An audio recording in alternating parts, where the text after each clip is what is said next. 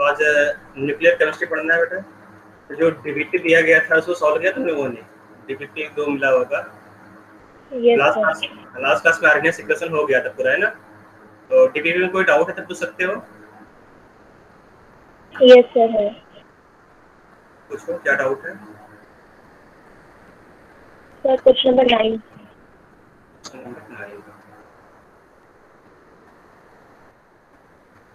Sir आपकी screen क्यों show नहीं हो रही?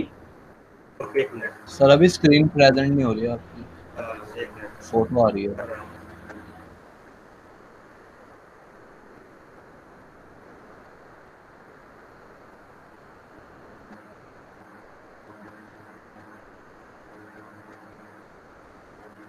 स्क्रीन आ रहा है?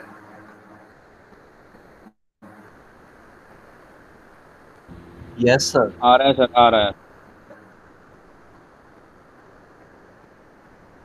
क्वेश्चन देखो बेटा। N2 plus thrice H2 gives ammonia plus 22 kilocalorie energy. The accretion energy for the forward reaction is 50 kilocalorie. What is the accretion energy for backward reaction? ठीक है। तो हमें मालूम है कि जो एक्टिवेशन एनर्जी होता है, एक्टिवेशन एनर्जी डेल्टा एच के delta H is equal to क्या होता है बेटा? Activation energy of forward minus backward. Activation energy backward reaction. ठीक है। तो डेल्टा एच यहाँ पर दे दिया गया प्लस 22 किलो कैलोरी है यहाँ पर, मतलब एनर्जी यहाँ पर रिलीज हो रहा है, तो डेल्टा एच क्या होगा? Minus 22 kilo calorie. ठीक है। Okay sir. Minus 22 is equal to activation energy of forward reaction is 50 kilo calorie. ठीक है, 50 यहाँ पर दिया गया है। एक्टिवेशन एनर्जी ऑफ बैकवर्ड रिएक्शन पूछ रहा है माइनस EAB, तो EAB यहाँ से निकल जाएगा। ठीक है, तो आ जा रहा है आंसर यहाँ से। तो EAB is equal to 50 plus 22। ठीक है, आ जाएगा 72 डिवाइड। और किसी कोई डाउट है? No sir. क्वेश्चन नंबर 15 और 16। Question number 16, 15 and 16। 15 एंड 16। तो 15 देख लेते हैं।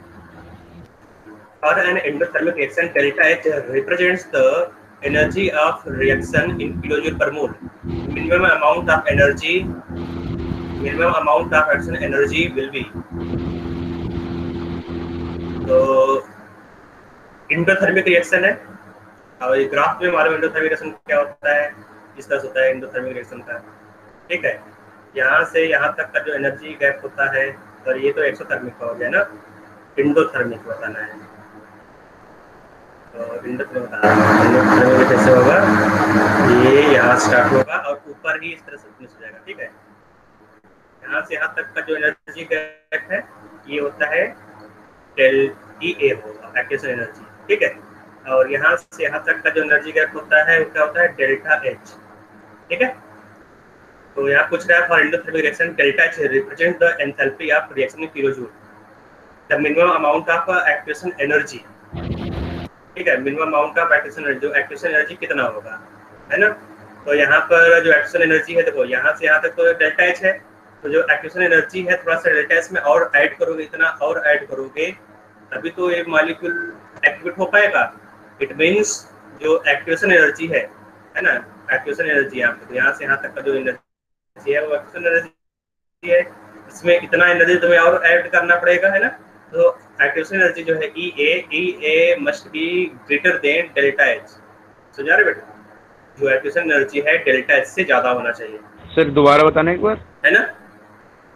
सर एक बार दोबारा बना समझा दे रहा हूँ। बिल्कुल। तो सबसे पहले इस तरह क्वेश्चन अगर दिया जाए तो जो ग्राफ है, ग्राफ बना लो।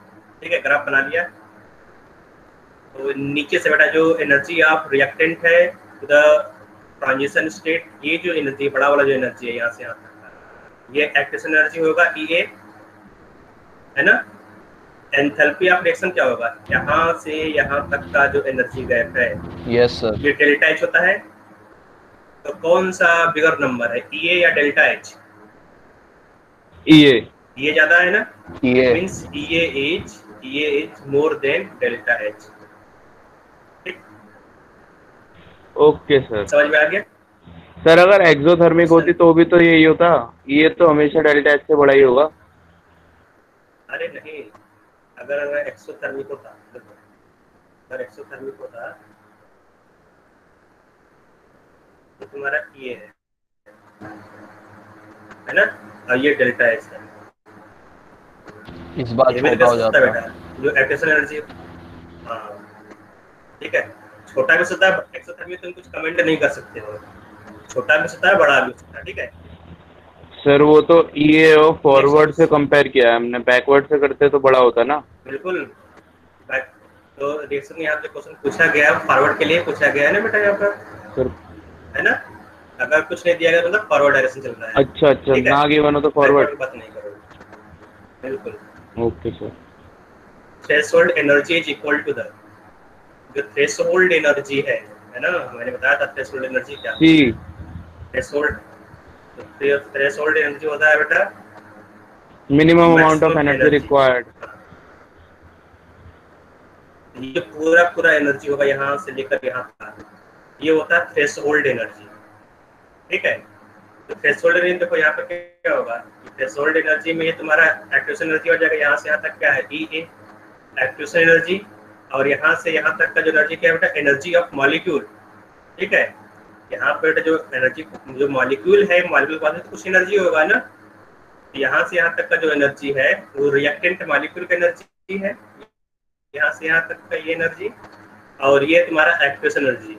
तो energy of molecule plus activation energy is known as threshold energy. Yes sir.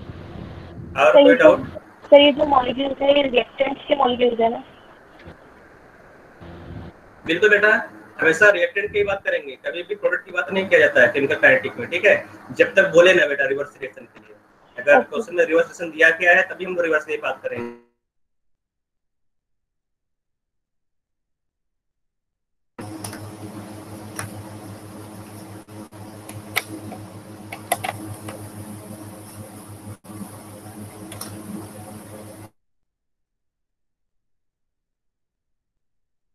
Next दूसरा क्वेश्चन।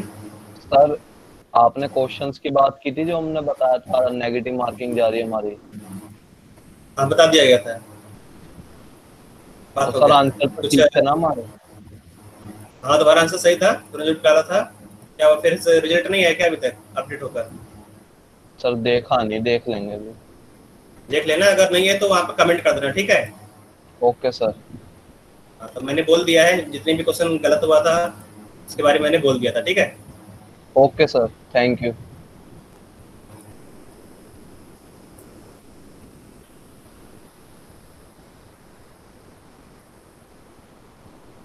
आ जाते हैं बेटा आगे।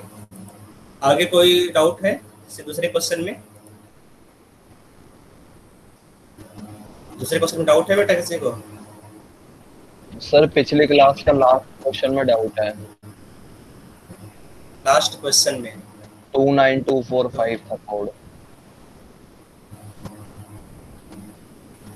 अच्छा, क्वेश्चन नंबर मालूम है तुम्हें? सर कोड पता है। ओके,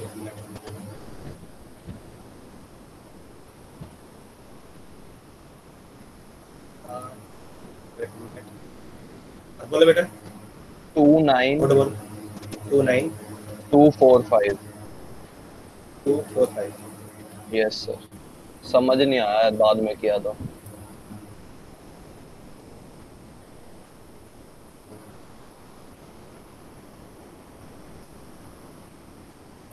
ओके, तो यहाँ पर क्वेश्चन में दिया गया है the temperature coefficient is defined as the factor by which the rate of reaction increases by increasing the temperature by 10 degrees Celsius at a given temperature. The additional energy is 85 kilojoule, ठीक है।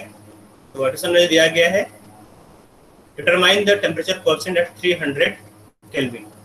तो 300 Kelvin पर additional energy निकालना है, ठीक है। तो चलते हैं यहाँ पर, देखते हैं कैसे निकालोगे।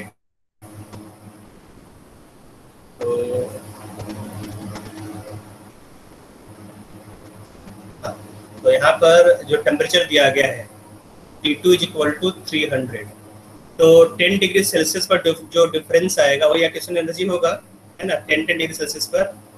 तो जो T1 है, T1 हम लोग ले लेते हैं यहाँ पर 10 डिग्री सेल्सियस, यहाँ पर कम कर लो टेम्परेचर, तो 290 होगा, ठीक है, 290 यस सर। है ना। यहाँ पर केल्विन ले लो, केल्विन यहाँ पर दिया हुआ है, तो 10 डिग्री सेल्सियस कम करो या 10 केल्विन कम करो, टेम्परेचर दोनों सेम आएगा, ठीक है। तो दोनों टेम्परेचर मिल गया। अब यहाँ पर दिया गया जो एक्टिवेशन एनर्जी है EA is equal to 85 kilo joule, ठीक है। तो 85 किलो जूल ये मिल गया तुम्हें एक्टिवेशन एनर्जी। अब तुम्हें बताना है टेम्परेचर कोएफिशिएंट म्यू। जो टेम्परेचर कोएफिशिएंट म्यू होता है दैट इज, है ना, rate constant at temperature T2 divide by rate constant at temperature T1, ये होगा। Yes sir. तो यहाँ से निकाल लोगे, तो mu is equal to rate constant at temperature T2 is equal to A e raised to the power minus EA by R T2 divide by A e raised to the power minus EA divide by R T1। इस ratio को निकालोगे, है ना। तो आगे लिखोगे यहाँ पर mu is equal to A से कैंसिल हो जाएगा, तो जो एक्सपोनेंट है इसको लिखोगे यहाँ पर E raise to the power EA by R को कॉमन कर लो, ठीक है, EA by R in bracket 1 by T1 minus 1 by T2, ठीक है, ये आ जाएगा। दोनों साइड लॉग ले लो, लॉग ऑफ म्यू, यहाँ पर नेचुरल लॉग ले लो, ठीक है।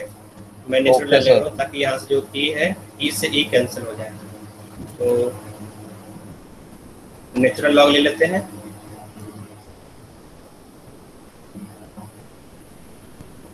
ये ln है, ठीक है, ln mu is equal to, तो ln E का वैल्यू 1 हो जाएगा, तो जो एक्सपोनेंट सामने आ जाएगा इसको लिख लेते हैं EA by R in A bracket 1 by T1 minus 1 by T2, ठीक है। तो यहाँ तक किसी कोई डाउट नहीं है ना? No doubt. कोई डाउट तो पूछ लो। Okay, no sir. तो आगे बढ़ते हैं। तो यहाँ तक आ गया, तो इसका वैल्यू यहाँ पर सब्स्टिट्यूट कर देते हैं, ठीक है। तो क्या हो जाएगा, ln mu is equal to the activation energy 85 है, 85 kilo joule divide by R का वैल्यू है, R का वैल्यू कितना होगा बेटा किलो जूल में, 8.31 इंटू 10 पावर माइनस 3, ठीक है। Yes sir. तो किलो जूल में हो गया 1 बाई T1, 1 बाई T1 मतलब lower temperature 1 divide by 290 kelvin minus 1 divide by 300 kelvin, ठीक है, ये कर लिया। तो फिर यहाँ से तुम्हें मिल जाएगा, ln को लॉग में कन्वर्ट कर लो, ठीक है, लॉग म्यू, तो 2.303 यहाँ पर मल्टीप्लाई होगा, उससे डिवाइड कर लो, ठीक है। तो क्या होगा 85 divide by 2.303 into 10 power minus 3, ठीक है। तो ये डिफरेंस क्या हो जाएगा यहाँ पर 10 डिवाइड बाई 290 मल्टीप्लाइड बाई 300, है ना, ये आ जाएगा। Yes sir. यहाँ से तुम निकाल लोगे लॉग म्यू, ये लॉग हो गया बेटा, ठीक है, बेस 10 है, तो इसका वैल्यू निकाल लेते हैं। तो सॉल्व करने में कितना आ रहा है यहाँ पर?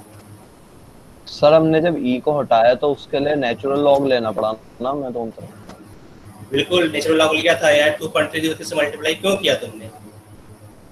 ओके यहाँ पर सर। तुमने मल्टीप्लाई क्यों किया? नेचुरल लॉग को बेस 10 में कन्वर्ट करने के लिए ही ना, यस कन्वर्ट कर लिया। अब आगे बढ़ लेते हैं। वो 8.31 रह गया नीचे सर, R की वैल्यू। अच्छा, ये मिसिंग हो है ना यहाँ पर? हाँ इसको- सर, हाँ यही है। सर इसको अप्रोक्स लेके 85 से 1 टाइम काट दे। जो भी करना है करो, आंसर आ जाना चाहिए यहाँ से, ठीक है। 8.31 ये मिस हो गया था, मैं इसको लिख दिया हूँ। आगे चलते हैं यहाँ पर 85 मल्टीप्लाइड बाई 10, ठीक है, डिवाइड बाई, तो डिवाइड करो किससे 2.303 से 2.303, तो ब्रैकेट में लेते हैं 2.303 मल्टीप्लाइड बाई 8.31 10⁻³ है, तो मल्टीप्लाइड बाई 29 मल्टीप्लाइड बाई 3, 10⁻³ से 10⁻³ कैंसिल हो जाएगा, तो ये आ जा रहा है 0.5105। ठीक है, ये इतना वैल्यू आ रहा है। ठीक बेटा, तो क्या हो रहा है यहाँ से तुम्हें क्या मिल रहा है, इसका जो वैल्यू है ये मिल है बेटा log base 10 mu is equal to 0.5105, ये आ गया। तो यहाँ से म्यू निकालना है, so mu is equal to 10 raise to the power 0.5105 होगा, है ना। तो इसको निकाल लो, निकालने कितना आ रहा है बेटा इसका वैल्यू, देख लेते हैं। 10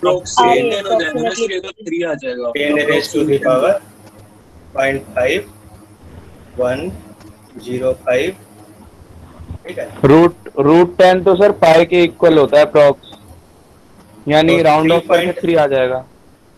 हाँ, तो आंसर आ गया ना बेटा। यस नियरेस्ट, तो इस तरह से करना था तुम्हें। और कोई डाउट है किसी को? नहीं सर, या हम डायरेक्ट उस फॉर्मूला में नहीं डाल सकते थे, आपने पढ़ा था log K2/K1 = K अपॉन, तो निकालना क्या बेटा, म्यू डाल देते उसमें। हमेशा अपने दिमाग में क्या निकालना वो दिखाओ। तो जो डायरेक्ट फार्मूला था K1 K2 वाला, क्या उसमें म्यू था कहीं पर? तो मतलब K2/K1 तो म्यू ले सकते हैं ना हम। ठीक है बेटा, ठीक, वहाँ भी रख सकते हैं, कोई दिक्कत नहीं है। तो K1/K2 को वहाँ म्यू रख सकते हो। तो वहाँ जो डिफरेंस है 10 डिग्री से, तो वही तो मैंने किया यहाँ पर, यहाँ जो तुमने किया है बेसिकली वही तो है। Yes sir. हाँ, तो आगे चलिए बेटा। हाँ, इसी फॉर्मूले में कह रहा था सर मैं, मतलब K2/K1 को म्यू K2/K1, हाँ K2/K1 यहाँ कर दोगे तो आंसर आ जाएगा, कोई दिक्कत नहीं, यहाँ पर भी तुम कर सकते हो। Okay sir.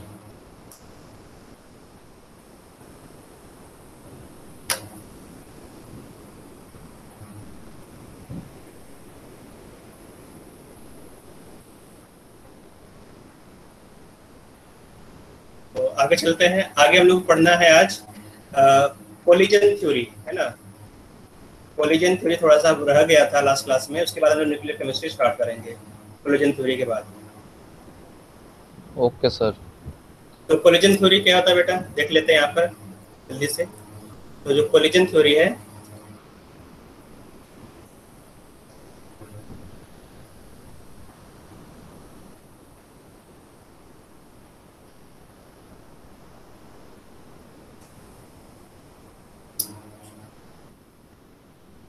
एक मिनट,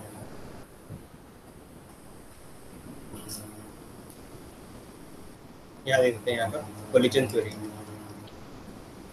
कोलिजन थ्योरी, ठीक है।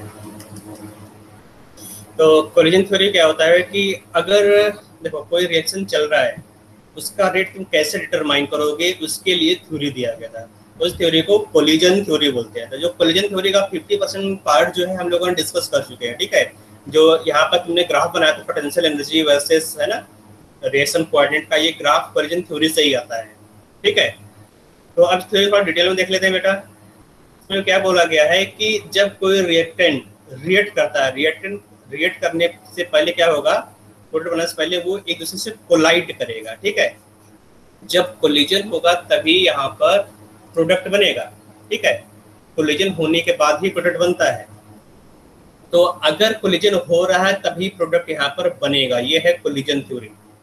तो यहाँ पर जो कोलिजन हो रहा है वो कई टाइप का कोलिजन हो सकता है ना। तो जो कोलिजन है या तो वो इफेक्टिव होगा या तो इनइफेक्टिव होगा, है ना, इनइफेक्टिव कोलिजन। तो इनइफेक्टिव कोलिजन अगर होगा तो वहां पर प्रोडक्ट नहीं बनेगा। प्रोडक्ट को बनाने के लिए जो कोलिजन है वो इफेक्टिव कोलिजन होना चाहिए, इफेक्टिव। अगर इफेक्टिव कोलिजन होगा तभी प्रोडक्ट वहां पर बनेगा। तो दो टाइप कोलिजन हो गया बेटा, इनइफेक्टिव कोलिजन, दूसरा हो गया इफेक्टिव कोलिजन, ठीक है। तो अब देखो बेटा, कोलिजन तो होगा, पहला तो ये हो गया कोलिजन होना चाहिए, है ना। अगर कोलिजन होगा तो प्रोडक्ट बनेगा। और दूसरा कंडीशन क्या है, पहला कंडीशन हो गया कोलिजन, दूसरा कंडीशन बेटा कोलिजन फ्रीक्वेंसी, ठीक है, कोलिजन फ्रीक्वेंसी, ठीक है। तो कोलिजन फ्रीक्वेंसी मतलब पर सेकंड कितनी बार कोलिजन हो रहा है, समझ में आ रहा है बेटा? जितना ज्यादा पर सेकंड कोलिजन होगा उतना ही ज्यादा रेट ऑफ रिएक्शन होगा, है ना। तो इन दोनों को कंबाइन करके, कोलिजन और इफेक्टिव कोलिजन फ्रीक्वेंसी कंबाइन करके रिएक्शन का रेट निकल जाता है। सो रेट ऑफ रिएक्शन, जो रेट ऑफ रिएक्शन है that is equal to the collision frequency multiplied by effective collision. जो इफेक्टिव कोलिजन है उसको यहाँ पर स्मॉल पी से या पी से रिप्रेजेंट करते हैं, ठीक है। So rate of reaction is equal to collision frequency. ये क्या है बेटा? तुम्हारा कोलिजन फ्रीक्वेंसी है, ठीक है, कोलिजन फ्रीक्वेंसी। और ये क्या है बेटा तुम्हारा? यहाँ पर जो P है, P क्या है बेटा? P है तुम्हारा इफेक्टिव कोलिजन, इफेक्टिव कोलिजन, ठीक है। या फिर इसको बोलते हैं फ्रैक्शन ऑफ इफेक्टिव कोलिजन, ठीक है, फ्रैक्शन ऑफ इफेक्टिव कोलिजन। क्योंकि यहाँ पर जो टोटल कोलिजन है ना, बहुत ज्यादा होगा, तो यहाँ पर फ्रैक्शन ऑफ टोटल कोलिजन को हम लोग यहाँ पर P लिखेंगे, ठीक है। तो यहीं से जो रेट है, रेट यहाँ पर रेट कांस्टेंट निकलता है। जो रेट कांस्टेंट होगा, rate constant K is equal to A multiplied by E raised to the power minus EA by RT, जो तुम लिखते हो, है ना। K is equal to rate constant K is equal to A multiplied by E raised to the power minus EA by RT। तूने पढ़ा था बेटा ये इक्वेशन, ये आर्हेनियस। सर ये किसका रेट है? रिएक्शन का रेट बेटा, ऊपर वाला रेट यहाँ ऊपर वाला सर। बेटा जब हम रेट की बात करते हैं तो रेट किसका होगा? यहाँ पर जो कौन से टाइप की रिएक्शन? मतलब बेटा सर कोलिजन, कोई भी रिएक्शन हो, ठीक है। अच्छा। अगर A और B कोलाइड कर रहा है तो प्रोडक्ट बनेगा, है ना। तो कोई भी केमिकल रिएक्शन हो, केमिकल रिएक्शन को करने के लिए इससे पहले जो रिएक्टेंट मॉलिक्यूल कोलाइड होगा, जब रिएक्टेंट मॉलिक्यूल कोलाइड होगा तभी बेटा प्रोडक्ट बनेगा, है ना। Okay sir. सर इनइफेक्टिव और इफेक्टिव कोलिजन का क्या मतलब क्या? आ रहा हूं बेटा, उस पर मैं आ रहा हूं, इफेक्टिव और इनइफेक्टिव पर मैं आऊंगा, पहले इसको देख लेते हैं, ठीक है। अभी मैं इस पर दोबारा इसको रिव्यू करूंगा, ठीक है। कोलिजन थ्योरी पहले फर्स्ट देख लेते हैं यहाँ पर, है ना। क्या होता है कोलिजन थ्योरी में? जब दो मॉलिक्यूल कोलाइड करेगा तभी प्रोडक्ट बनेगा, है ना। कोलिजन के बाद ही प्रोडक्ट यहाँ बनेगा, ए और बी कोलाइड होगा तो प्रोडक्ट यहाँ बनने वाला है। जो कोलिजन है दो टाइप का होता है, इफेक्टिव कोलिजन और इनइफेक्टिव कोलिजन। तो जो इफेक्टिव कोलिजन है यहाँ पर प्रोडक्ट बनेगा और इनइफेक्टिव कोलिजन में प्रोडक्ट नहीं बनने वाला, है ना। फिर आगे तुमने देखा यहाँ पर कोलिजन फ्रीक्वेंसी, जो कोलिजन फ्रीक्वेंसी है यहाँ पर, है ना, कोलिजन फ्रीक्वेंसी। तो कोलिजन फ्रीक्वेंसी क्या होगा बेटा? कोलिजन फ्रीक्वेंसी से हम लोग को मालूम चलेगा कितना पर सेकंड कितना ज्यादा कोलिजन होगा। जितना ज्यादा कोलिजन होगा पर सेकंड उतना ज्यादा रेट होगा। So rate of reaction is equal to collision frequency multiplied by fraction of effective collision. दोनों को मल्टीप्लाई कर दोगे हम लोगों का रिएक्शन का रेट आ जाता है, ठीक है। तो हम लोगों ने पहले पढ़ा था rate constant K is equal to A E raised to the power minus EA by RT, है ना। तो ये आर्हेनियस इक्वेशन हम लोगों ने पढ़ लिया था। तो यहाँ पर जो A था इसी को बोलते हैं फ्रीक्वेंसी फैक्टर या प्री एक्सपोनेंशियल फैक्टर। पढ़ा था ना बेटा, फ्रीक्वेंसी फैक्टर, है ना। तो फ्रीक्वेंसी मतलब क्या हुआ? किसका फ्रीक्वेंसी? तो पर सेकंड जो मॉलिक्यूल कोलाइड हो रहा है, पर सेकंड कितना मॉलिक्यूल कोलाइड होगा उसी का फ्रीक्वेंसी यहाँ पर है, ठीक है। तो ये हो गया तुम्हारा फ्रीक्वेंसी फैक्टर। तो ए क्या रिप्रेजेंट करता है बेटा, है ना। ए रिप्रेजेंट करेगा नंबर ऑफ मॉलिक्यूल कोलाइडिंग पर second, number of molecule colliding पर सेकंड, ठीक है। या फिर इसको तुम कोलिजन फ्रीक्वेंसी बोल सकते हो, कोलिजन फ्रीक्वेंसी। तो ये तुम्हारा कोलिजन फ्रीक्वेंसी को रिप्रेजेंट कर रहा है। जो सेकंड पार्ट है, सेकंड पार्ट P क्या हो गया यहाँ पर? E raised to the power minus EA by RT, ठीक है। तो ये क्या रिप्रेजेंट करता है बेटा? E raised to power minus EA by RT, that is equal to the fraction of effective collision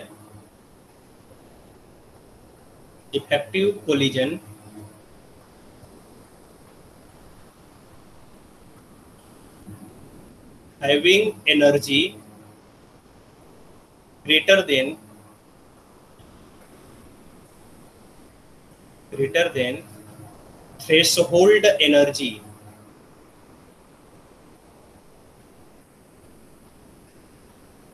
ठीक है, तो ये जो तुम्हारा सेकंड पार्ट है ये फ्रैक्शन होगा, fraction of effective collision having energy greater than threshold energy. बेटा तुम्हें मालूम है जब रिएक्टेंट मॉलिक्यूल का एनर्जी इस थ्रेशोल्ड एनर्जी से ज्यादा होगा, थ्रेशोल्ड मान लो यहाँ से यहाँ तक थ्रेशोल्ड एनर्जी है ना, अगर रिएक्टेंट का एनर्जी यहाँ पे पहले से था, ये थ्रेशोल्ड एनर्जी है, तो रिएक्टेंट मॉलिक्यूल का एनर्जी जब इससे ऊपर होगा तभी प्रोडक्ट बनेगा, है ना।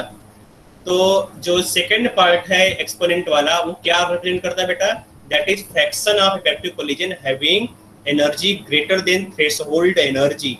ठीक है, ये तुम्हारा हो जाएगा बेटा फ्रैक्शन ऑफ इफेक्टिव कोलिजन। कितना समझ में आ रहा है सर? अगर थ्रेशोल्ड एनर्जी से कम होगी तो फिर इनइफेक्टिव हो जाएगा। तो मतलब कि वो वाला मान लो यहाँ पर 100 मॉलिक्यूल है, 100 मॉलिक्यूल, ठीक है, उसमें से जो है 40 मॉलिक्यूल ऐसे हैं जिसका एनर्जी थ्रेशोल्ड एनर्जी से कम है, और 60 मॉलिक्यूल ऐसे हैं बेटा जिसका एनर्जी थ्रेशोल्ड एनर्जी ज्यादा है।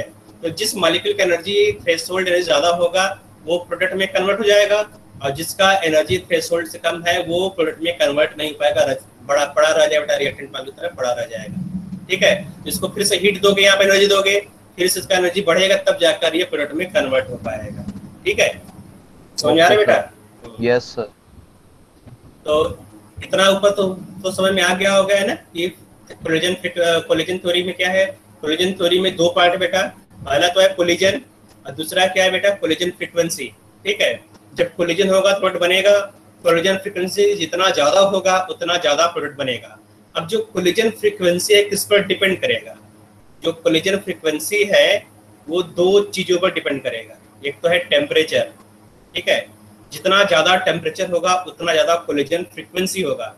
दूसरा है कंसंट्रेशन, ठीक है, अगर तुम कंसंट्रेशन को बढ़ाओगे, जो रिएक्टेंट मॉलिक्यूल है उसको बढ़ा दिया तुमने, ए ढेर सारा हो गया यहाँ पर, पहले तुमने 2 मोल ए लिया था, अब तुमने 3 मोल ए ले लिया है ना, या फिर तुमने 3 मोल बी ले लिया, तो जितना ज्यादा तुमने रिएक्टेंट मॉलिक्यूल लोगे बेटा उतना ज्यादा क्या होगा, उतना ज्यादा तुम्हारा कोलिजन फ्रीक्वेंसी होगा।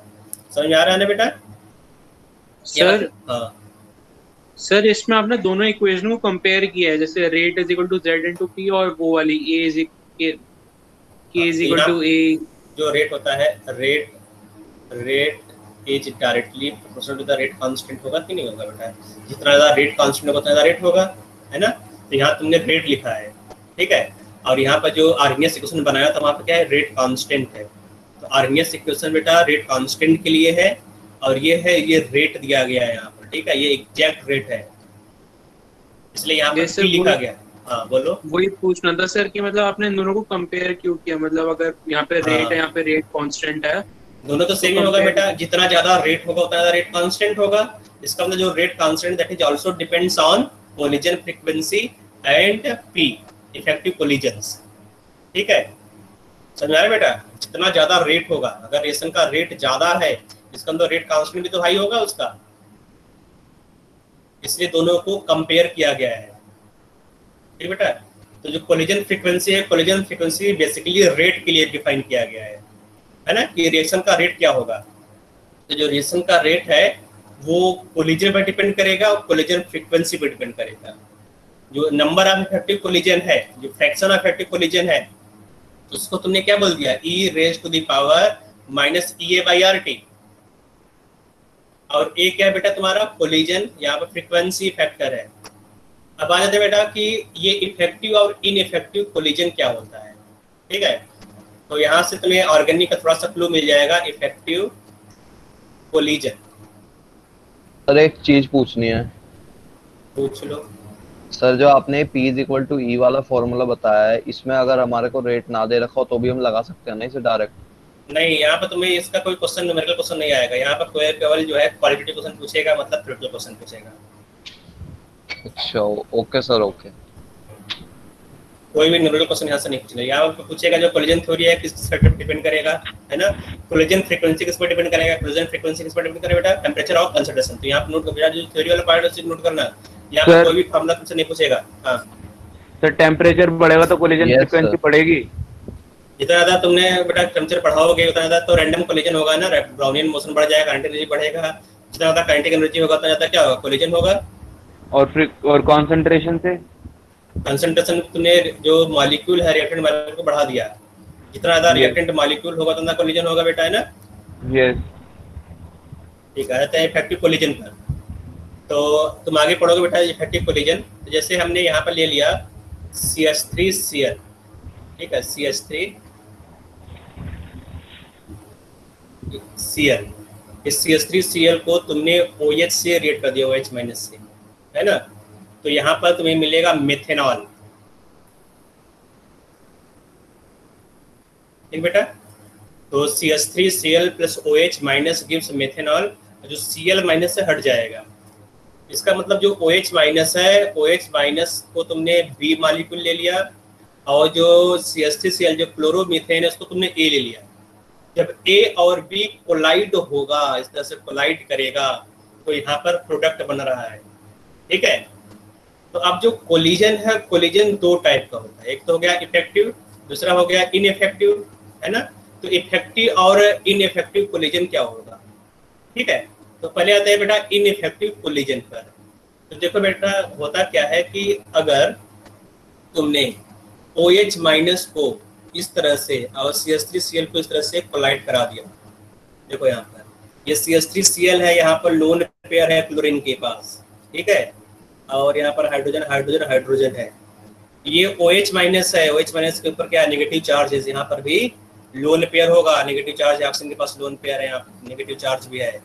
तो यहाँ पर अगर तुमने इस तरह से हेड ऑन कोलिजन करा दिया तो क्या होगा, यहाँ पर इलेक्ट्रॉनिक रिपल्सन, क्लोरीन का जो लोन पेयर है, ऑक्सीजन का जो लोन पेयर है, दूसरे को रिपेल करेगा यहाँ पर, है ना। रिपेल करेगा मतलब ये दोनों क्या होगा, कोलाइड ढंग से नहीं करेगा, दूर दूर चले जाएंगे रिएक्टेंट मॉलिक्यूल, तो कोई प्रोडक्ट नहीं बनने वाला, ठीक बेटा। इतना तो क्लियर है सर। अगर दोनों के इलेक्ट्रॉन मिलके 8 इलेक्ट्रॉन हो जाएंगे तो अरे कोई इलेक्ट्रॉन यहाँ पर बेटा मॉलिक्यूल बन गया, न्यूट्रल है, न्यूट्रल, ये भी मॉलिक्यूल बन गया यहाँ पे ऑक्टेट पूरा कंप्लीट है, यहाँ पर ऑक्सीजन का, यहाँ पर भी क्लोरीन का ऑक्टेट कंप्लीट है ना। तो पूरा का पूरा न्यूट्रल मॉलिक्यूल है। अब यहाँ पर ऑक्टेट का कोई फंडा नहीं है कि यहाँ पर ऑक्टेट कंप्लीट होगा। अब यहाँ पर क्या होगा, एक बॉन्ड टूटेगा दूसरा बॉन्ड बनेगा तभी प्रोडक्ट बनेगा, है ना। बॉन्ड तोड़ना पड़ेगा तुमको। तो ये जो कोलिजन है इसको इनइफेक्टिव कोलिजन बोलोगे।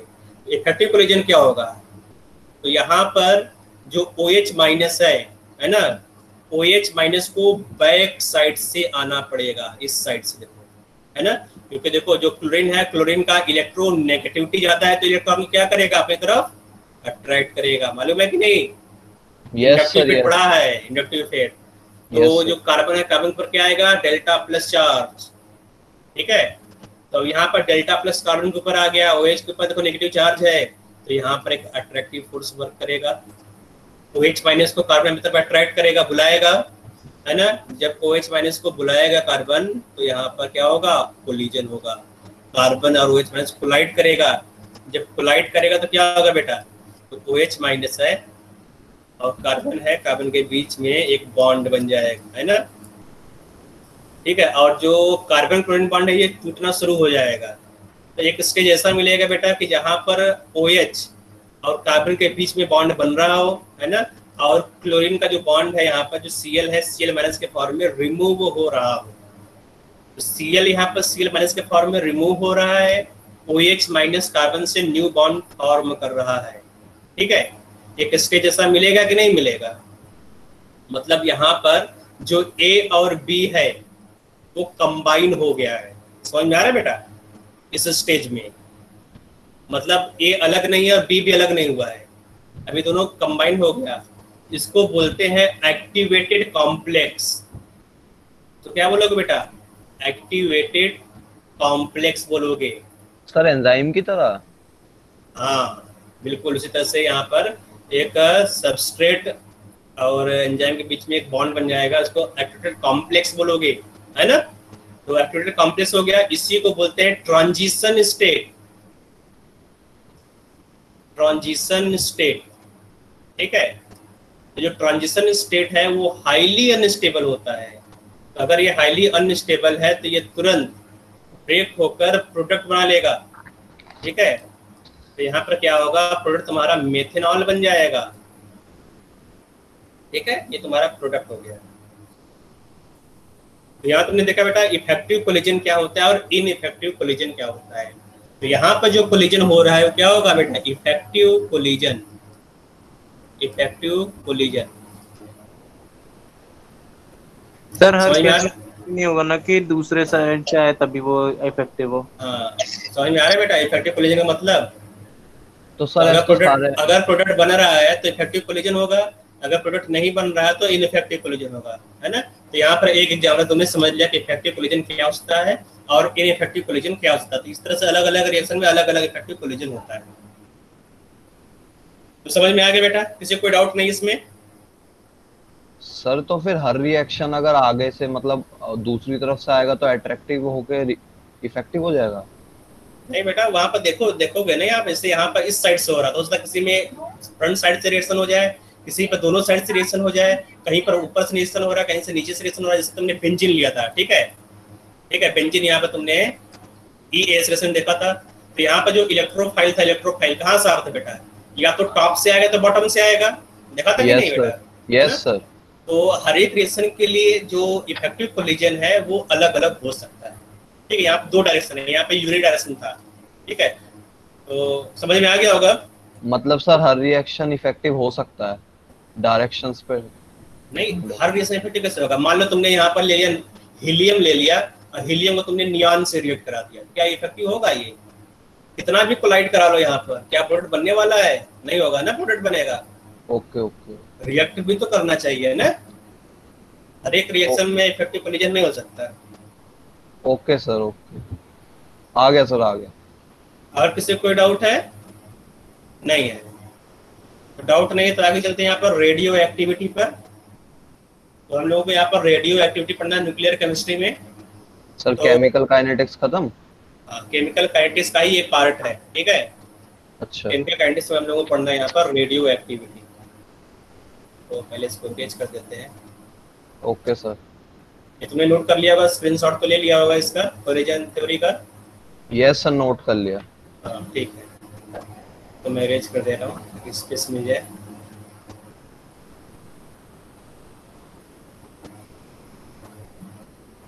यहाँ पर देखते आगे।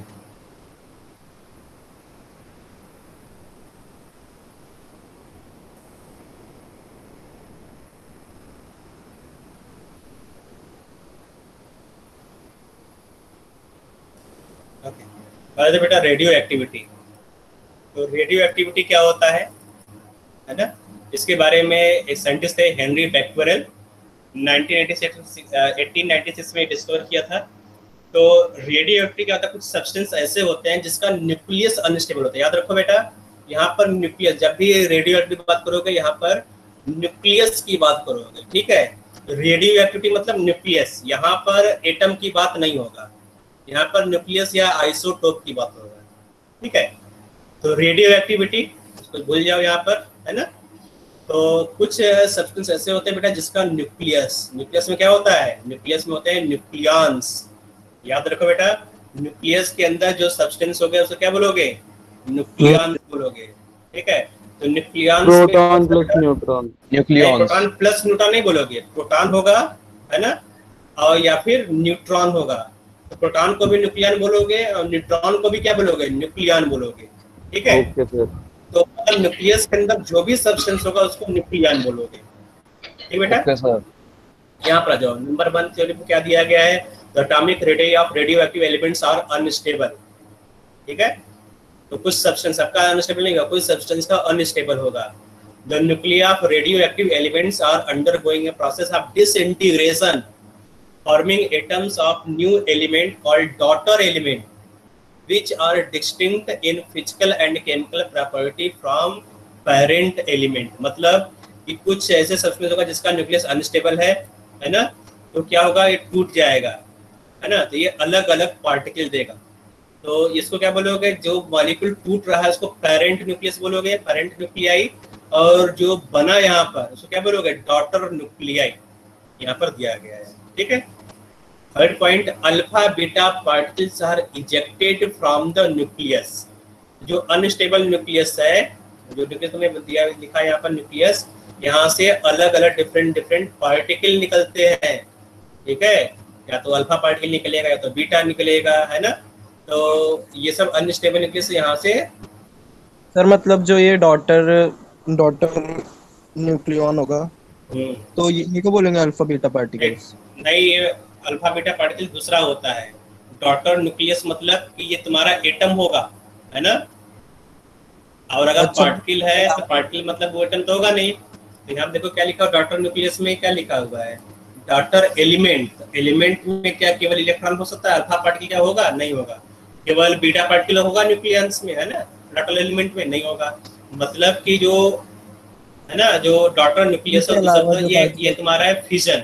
मतलब एक बड़ा सा मॉलिक्यूल दो पार्ट में टूट गया, है ना। ने एक बड़ा सा न्यूक्लियस लिया, दो पार्ट में टूट गया, तो जो टूटा हुआ ए और बी बना हुआ है इसको तुम डॉटर एलिमेंट बोलोगे। और जो टूट रहा है बेटा उसको क्या बोलोगे? तो पेरेंट। हाँ, जैसे यूरेनियम होता है ना, यूरेनियम ब्रेक होकर अलग अलग एलिमेंट बनाता है, ठीक है। तो न्यूक्लियर फिजन इसको बोलते हैं। तो न्यूक्लियर फिजन में क्या होगा, एक न्यूक्लियस एक से ज्यादा न्यूक्लियस में टूट जाता है, ठीक है। तो वही यहाँ पर हो रहा है। जो टूट कर बनता है बेटा उसको क्या बोलोगे? Daughter nuclei.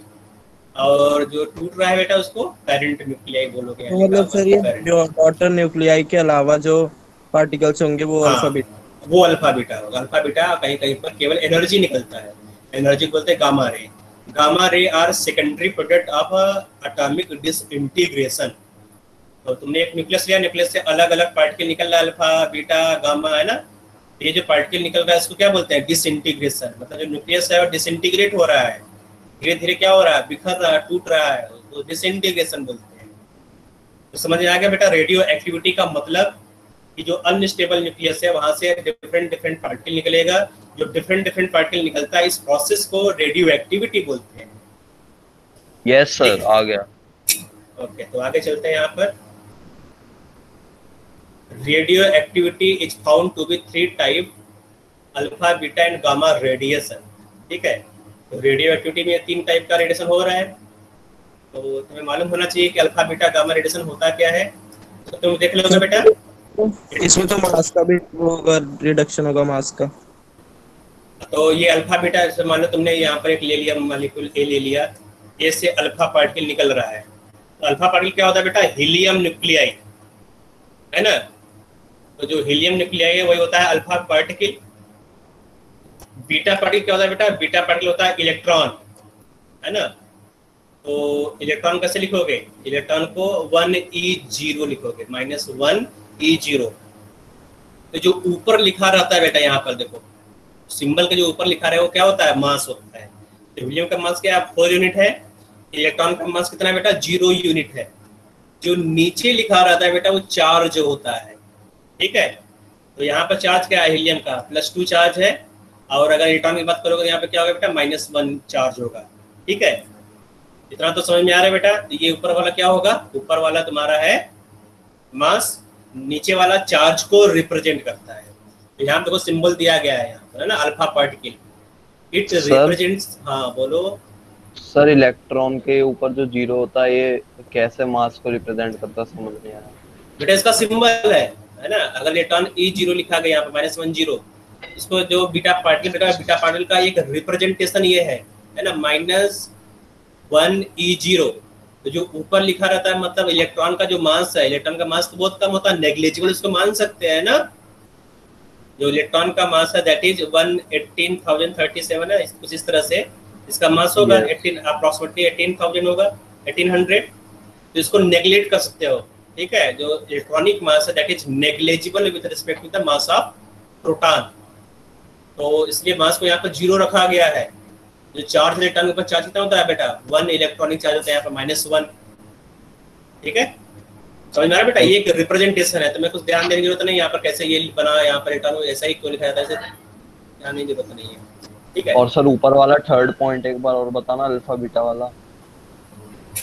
ये वाला बेटा, ये वाला अल्फा बीटा बेटा देखो क्या होता है कि कुछ न्यूक्लियस अनस्टेबल होगा। अभी इसमें दोबारा होगा अनस्टेबल क्यों है, अल्फा बीटा पार्टिकल क्यों निकल रहा है, इसका अभी रीजन है यहाँ, ठीक है।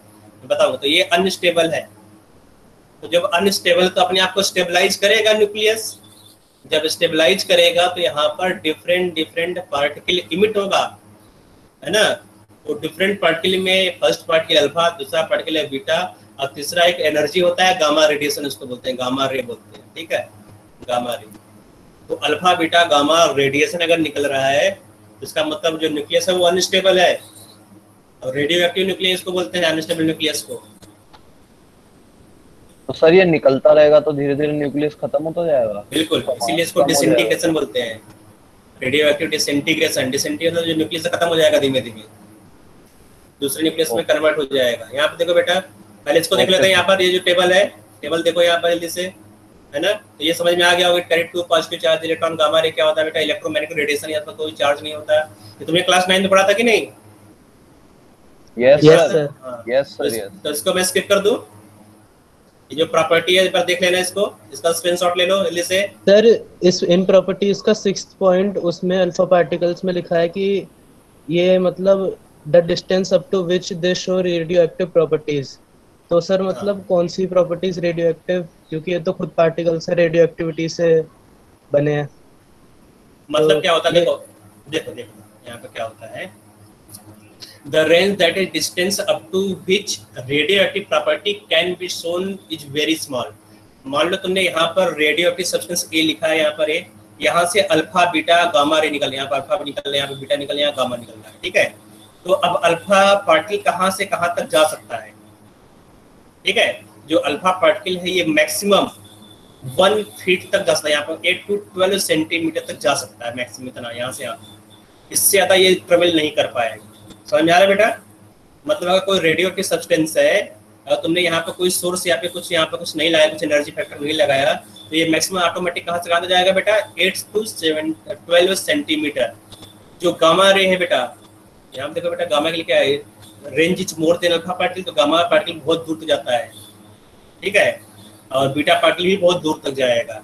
मतलब कि कहाँ तक तुम इसको डिटेक्ट कर पाओगे। मान लो तुमने क्या किया, यहाँ पर एक कमरे में, एक कोने में तुमने रेडियोएक्टिव सब्सटेंस ले लिया, उसको कहाँ से कहाँ तक डिटेक्ट कर पाओगे। तो तुमने एक मीटर ले लिया जो अल्फा रेडिएशन को मेजर करता है, ठीक है। तो अल्फा को कहाँ से मेजर कर पाएंगे बेटा, अगर तुम उसके 12 सेंटीमीटर के पास जाओगे तभी अल्फा रेडिएशन को मेजर कर पाएगा, ठीक है। लेकिन जो गामा रेडिएशन है, गामा रेडिएशन का रेंज बहुत ज्यादा होता है ना।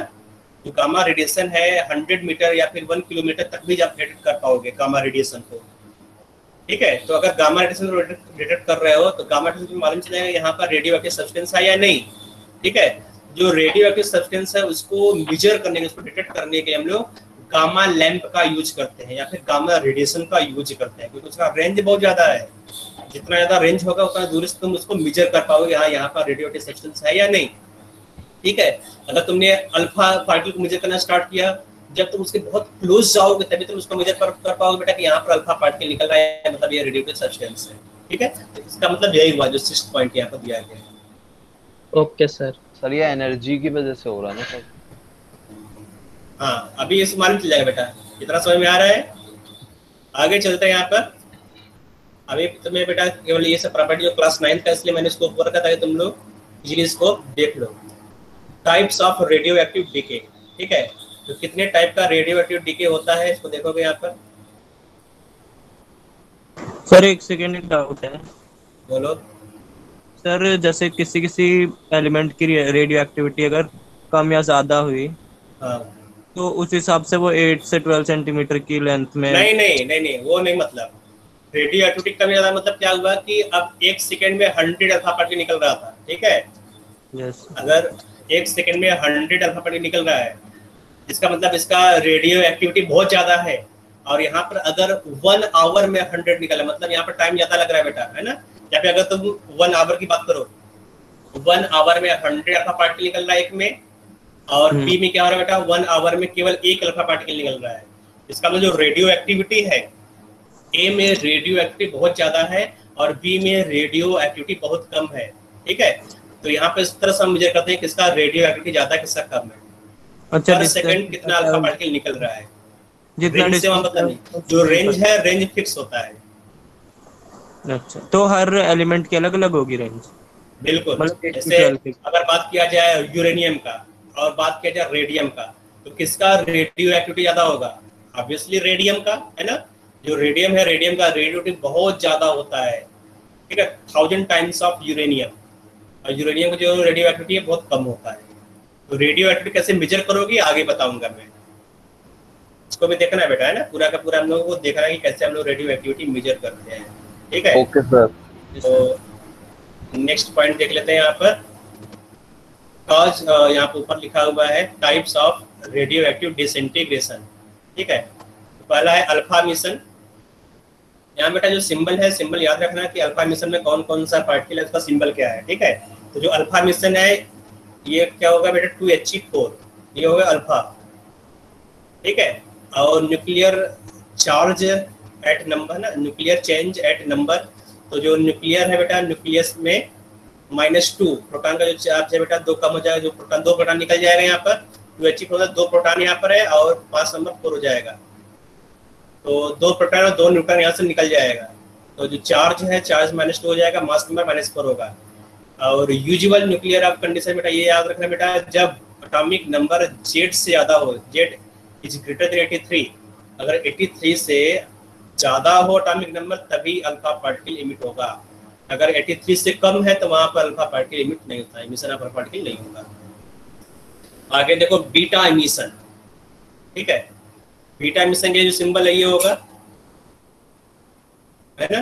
तो बीटा इमिशन कब होगा बेटा, जब एक न्यूट्रॉन एक प्रोटॉन में और एक इलेक्ट्रॉन में कन्वर्ट हो जाए, तो यहाँ पर बीटा इमिशन होगा बेटा। यहाँ देखो इस रिएक्शन को देखो, 0N1 लिखा हुआ है, तो जो नीचे वाला पार्ट है नीचे को नीचे से कंपेयर करो, है ना।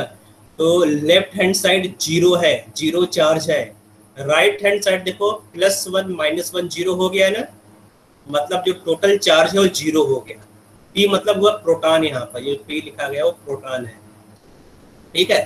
तो जो चार्ज है यहाँ पर 0 हो गया। यहाँ पर जो लेफ्ट हैंड साइड में चार्ज 0 है, राइट हैंड साइड में भी चार्ज 0, चार्ज इक्विवेलेंट हो गया बेटा, यहाँ पर 0 हो गया। मास को देखो बेटा, लेफ्ट हैंड साइड जो मास है बेटा 1 है, और राइट हैंड साइड बेटा जो मास है यहाँ पर 1 + 0 1 है। तो अगर बीटा इमिशन होता है बेटा, बीटा इमिशन में यही प्रोसेस होगा। याद रखो बीटा इमिशन में क्या होगा, एक न्यूट्रॉन, बीटा इमिशन में जो न्यूट्रॉन है, न्यूट्रॉन प्रोटॉन और इलेक्ट्रॉन में चेंज होता है, ठीक है, याद रहेगा बेटा। इसमें किसी सर ये अल्फा इमिशन में कोई इक्वेशन क्यों लिखी, मतलब कोई प्रोसेस नहीं हो रहा? बताऊंगा, आगे होगा, प्रोसेस होगा, वहां पर आगे मिलेगा। यहाँ पर इसके लिए तुम यहाँ पर नहीं लिख सकते, ठीक है, इंडिविजुअल नहीं लिख सकते। तो यहाँ पर समझ में आ रहा है बेटा, यहाँ पर बीटा वाला। तो Z मोड है बेटा, थर्ड पॉइंट पर आ जाओ तो जल्दी, अभी तुम्हारा जो डाउट है क्लियर हो जाएगा आगे, ठीक है। अभी कल सुनते रहो मेरे बात। आगे जो है पॉजिट्रॉन इमिशन। पॉजिट्रॉन इमिशन क्या होगा, बस ये इसका जो सिंबल है वो इलेक्ट्रॉन का ही होगा, बस पॉजिटिव चार्ज होगा। इलेक्ट्रॉन पर क्या होता है, नेगेटिव चार्ज। पॉजिट्रॉन मतलब positive charge, positively charge electron को पॉजिट्रॉन बोलते हैं, ठीक है। नेगेटिवली चार्ज इलेक्ट्रॉन को बीटा इमिशन बोलोगे, बीटा पार्टिकल बोलोगे, ठीक है। पॉजिट्रॉन में क्या होगा कि एक प्रोटॉन, ओके सर, एक प्रोटॉन न्यूट्रॉन में कन्वर्ट होगा और एक यहाँ पर इलेक्ट्रॉन मिलेगा, ठीक है। जो प्रोटॉन यहाँ पर है, प्रोटॉन न्यूट्रॉन और इलेक्ट्रॉन में कन्वर्ट हो रहा है, ठीक है। ये पॉजिट्रॉन इमिशन हो गया। और फोर्थ यहाँ पर के कैप्चर। के कैप्चर को मैं बताऊंगा अभी। गामा रेडिएशन का कुछ नहीं होता, यहाँ पर कोई इक्वेशन नहीं है, है ना। गामा में कोई भी यहाँ पर इक्वेशन नहीं लिखा हुआ है, ठीक है। गामा एक एनर्जी है, वहाँ पर जो एनर्जी को बैलेंस करने के लिए गामा पार्टिकल निकलता है यहाँ पर, ठीक है। तो यहाँ पर जो फोर्थ वाला इलेक्ट्रॉन कैप्चर, तो इलेक्ट्रॉन कैप्चर में एक्सरे निकलता है। इलेक्ट्रॉन कैप्चर क्या होगा बेटा, एक प्रोटॉन एक इलेक्ट्रॉन को कैप्चर, यहाँ बेटा ये इलेक्ट्रॉन देखो है -1, ठीक है। एक प्रोटॉन एक इलेक्ट्रॉन को कैप्चर कर लेगा, दिख रहा है बेटा, 0 -1 E0 +1 P1, ये प्रोटॉन हुआ, न्यूट्रॉन, प्रोटॉन न्यूट्रॉन को मिला क्या मिलेगा, न्यूट्रॉन। सर ये तो बीटा इमिशन का अपोजिट हो गया। हाँ, बीटा इमिशन का अपोजिट लिखा हुआ यहाँ पर, है ना, बिल्कुल उसी तरह से है। तो इसको इलेक्ट्रॉन कैप्चर बोलोगे, ठीक है। तो यहाँ पर याद क्या रखना है बेटा, सिंबल, रिएक्शन और एक वाले में केवल Z इज ग्रेटर देन 83, बस इसको याद रखना है, ठीक है। आगे आ जाते हैं यहाँ पर। कॉज ऑफ रेडियो एक्टिविटी, जो रेडियो एक्टिविटी है ना, उसका कॉज देखेंगे, क्यों रेडियो एक्टिविटी हो रहा है, ठीक है। उसका रीजन क्या है। सर ये Z क्या है एक बार बता देना। जेड बेटा ये n क्या है बेटा, पहले ये बताओ। नंबर n ऑफ क्या है? नंबर ऑफ, एमिशन, मतलब जो भी पार्टिकल का एमिशन कितना हो रहा है, तो अभी नंबर तो ऑफ। दोनों ही तुम्हें नहीं मालूम ना बेटा। तो n बाई जेड क्या होता है बेटा यहाँ पर, n बाई जेड। एक्चुअली ये n बाई जेड यहाँ पर नहीं लिखा था, जो n बाई जेड लिखा है गलत है। इसको लिखते हैं n बाई पी रेशियो बोलते हैं, n बाई पी रेशियो। ठीक है, neutron divide by proton, neutron proton का रेशियो ये है n बाई पी रेशियो, इसलिए मैंने यहाँ पर इसको स्किप कराया। और ये ऊपर आगे जो Z बताऊंगा, है अभी फर्स्ट बता रहा पॉइंट। हूँ बेटा, मैं बोल रहा हूँ थोड़ा देर शांत तो रहो। आ जाओ इधर बेटा। अब देखो यहाँ पर तुम्हें क्या देख पढ़ना है, यहाँ पर तुम्हें पढ़ना है रेडियो एक्टिविटी। तो जो रेडियो एक्टिविटी क्यों हो रहा है, इसका रीजन क्या है ना। जो स्टेबल न्यूक्लियाई है और अनस्टेबल न्यूक्लियाई है, तो उसका रीजन क्या है, जो एलिमेंट है उसका न्यूक्लियस अनस्टेबल क्यों है। ठीक है, उसका रीजन क्या बेटा, तो यहाँ पर दो रीजन है। पहला जो रीजन है उसको बोलते हैं मैजिक नंबर। ठीक है, तो काज ऑफ रेडियोएक्टिविटी का जो फर्स्ट रीजन है उसको बोलोगे मैजिक नंबर। तो अगर मैजिक नंबर नहीं है तो न्यूक्लियस अनस्टेबल होता है। देखो बेटा यहाँ पे क्या होता है, तुमने मैजिक नंबर पढ़ा होगा एटम के लिए, है ना, कि जो इनर्ट सेल कॉन्फ़िगरेशन होता है उसको मैजिक नंबर बोलते हैं। इनर्ट सेल मतलब अगर 2 इलेक्ट्रॉन हो, है ना, 2 के बाद 10 इलेक्ट्रॉन हो, 10 के बाद 20 इलेक्ट्रॉन, ये क्या है तुम्हारा 32, ये तुम्हारा मैजिक नंबर 2 2 8 18 है ना, इस तरह से तुमने लिखा 2 8 18 32, ये तुम्हारा मैजिक नंबर है। ठीक है, मतलब फर्स्ट सेल में 2 इलेक्ट्रॉन होगा, सेकंड सेल में 8 इलेक्ट्रॉन होगा, थर्ड सेल में 18 इलेक्ट्रॉन होगा, इसके बाद 32 होगा। तो ये मैजिक नंबर है, इसका मतलब जो एटम होगा वो स्टेबल होगा। और ऑक्टेट में ये पढ़ा था बेटा कि अगर किसी एलिमेंट का इलेक्ट्रॉन जो आउटर मोस्ट सेल है वो मैजिक नंबर नहीं है, उसका ऑक्टेट कंप्लीट नहीं है, तो दूसरे एलिमेंट से कंबाइन होकर अपना ऑक्टेट कंप्लीट करेगा, मैजिक नंबर को कंप्लीट करेगा और वो स्टेबल हो जाएगा। यही पढ़ा था बेटा। तो यहाँ पर सब कुछ खेल यहाँ पर मैजिक नंबर का था। एटम में जो खेल था बेटा मैजिक नंबर का था। जिस तरह से एटम में मैजिक नंबर होता है उसी तरह से न्यूक्लियस में भी मैजिक नंबर होता है बेटा। अब देखो एटम क्या, एटम तो बहुत बड़ा सा पार्ट है ना, और इसके अंदर बहुत छोटा सा न्यूक्लियस होगा इस तरह से, है ना। तो हम लोग इस न्यूक्लियस की बात करेंगे। ठीक है, छोटा सा न्यूक्लियस है बेटा, इसमें भी सेल होता है, सेल अलग अलग सेल होता है। ठीक है बेटा, तो जो न्यूक्लियस है, न्यूक्लियस में क्या होगा, सेल, जो न्यूक्लियस है सेल में डिवाइडेड होता है और हर एक सेल में कुछ न्यूक्लियंस होंगे। जो सेल है, सेल में क्या होगा बेटा, न्यूक्लियंस होगा। और अगर वो नंबर ऑफ न्यूक्लियंस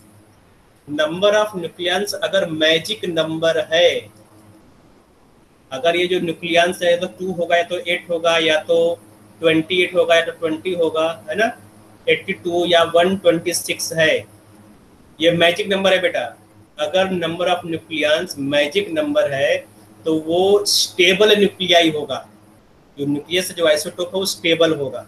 ठीक है, याद रखो न्यूक्लियस का मैजिक नंबर और एटम का मैजिक नंबर अलग अलग होता है, कंफ्यूज मत होना यहाँ पर।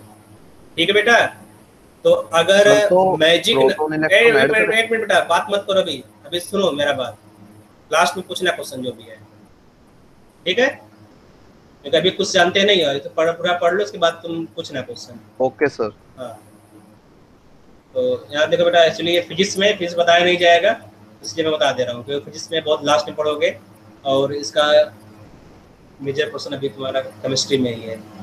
तो ये न्यूक्लियर फिजिक्स बेटा यहाँ लिखा हुआ है, इन न्यूक्लियर फिजिक्स, यहाँ मैं केमिस्ट्री कर दिया क्योंकि ये पार्ट तो फिजिक्स का ही, लेकिन तुम पढ़ रहे हो केमिस्ट्री में, इसलिए मैं न्यूक्लियर फिजिक्स केमिस्ट्री को। In nuclear chemistry a magic number is a number of nucleons either protons और neutrons separately such that they are arranged into complete cell within the atomic nucleus.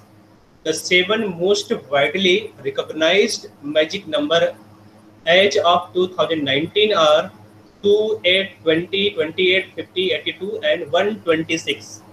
ठीक है, तो अगर number of nucleons ये सब आ रहा है, इसका मतलब वो स्टेबल न्यूक्लियाई होगा।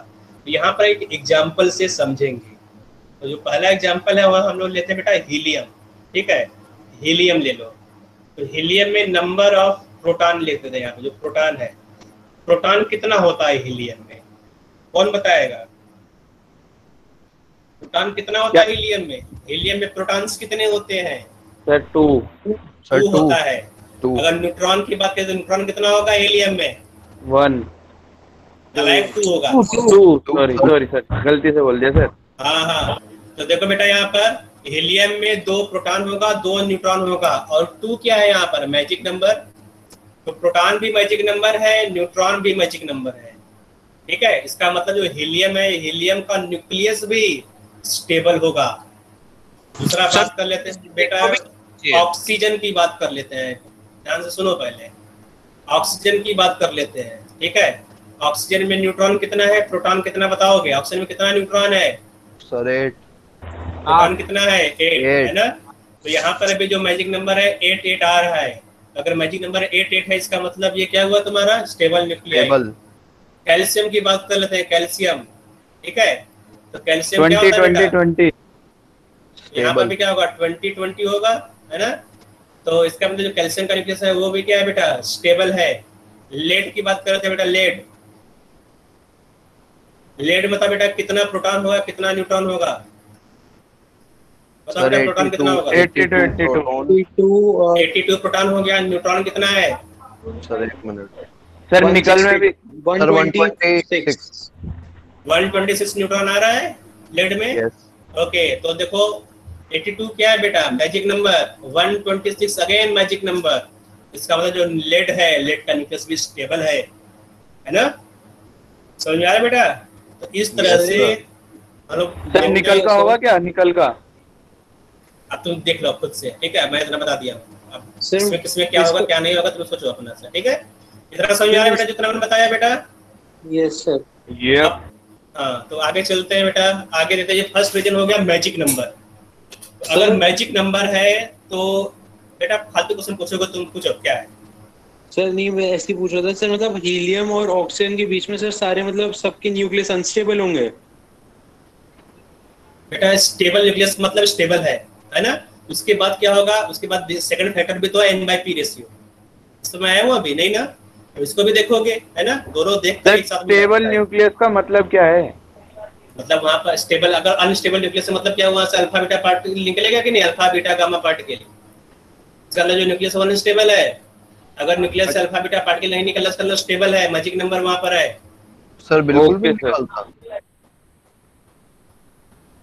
और भी कोई डाउट है? नो। पूछ लो। No sir. डाउट क्या है? डाउट है बेटा पूछ लो, जिसको भी डाउट बेटा पूछ लो। नहीं डाउट है? आगे बढ़े। Yes sir. हाँ, तो आगे थोड़ा तो क्लियर हो जाएगा बेटा। तो मैं इसलिए बोल रहा हूँ जो भी जितना भी डाउट तुम्हारा क्लियर हो जाएगा। अभी पढ़ने तो दो, अभी कुछ जानते नहीं हो न्यूक्लियर केमिस्ट्री के बारे में तुम, ठीक है। उसके अल्फा बीटा गामा के बारे में जानते हो, कुछ नहीं जानते हो। आगे देखो बेटा n/p रेशियो। तो जो सेकंड फैक्टर है वो n/p रेशियो। पहला फैक्टर तो ये हो गया, है ना, मैजिक नंबर। तो अगर मैजिक नंबर स्टेबल होगा, अगर मैजिक नंबर आ रहा है किसी न्यूक्लियस का मतलब वो न्यूक्लियस स्टेबल है, वहां से अल्फा बीटा गामा पार्टिकल नहीं निकलेगा, ठीक है। और अगर मैजिक नंबर नहीं है तो वो अनस्टेबल न्यूक्लियस होगा। अनस्टेबल मतलब वहां से अल्फा बीटा गामा पार्टिकल निकल भी सकता है और नहीं भी निकल सकता, ठीक है। तो सेकंड फैक्टर को देख लेते हैं यहाँ पर। सेकंड फैक्टर भी इंपॉर्टेंट है, n/p रेशियो।